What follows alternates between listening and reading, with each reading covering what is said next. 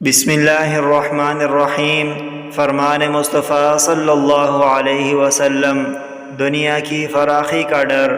حضرت عمر بن عوف رضی اللہ عنہ بیان کرتے ہیں، رسول اللہ صلی اللہ علیہ وسلم نے فرمایا، اللہ کی قسم میں تمہارے متعلق فقر سے نہیں ڈرتا، لیکن مجھے تمہارے متعلق اس بات کا اندیشہ ہے کہ دنیا تم پر فراخ کر دی جائے گی جیسے تم سے پہلے لوگوں پر فراخ کی گئی تھی، پھر تم اس کے متعلق ویسے ہی رغبت رکھو گے جیسے انہوں نے اس کے متعلق رغبت رکھی، اور وہ تمہیں ہلاک کر دے گی جیسے اس نے انہیں ہلاک کر دیا۔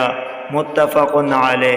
قال رسول اللہ صلی اللہ علیہ وسلم، فواللہ للفقر اخشى علیکم ولكن اخشى علیکم ان تبسط علیکم الدنیا کما بسطت علی من کان قبلکم فتنافسوها كما تنافسوها وتهلككم كما أهلكتهم۔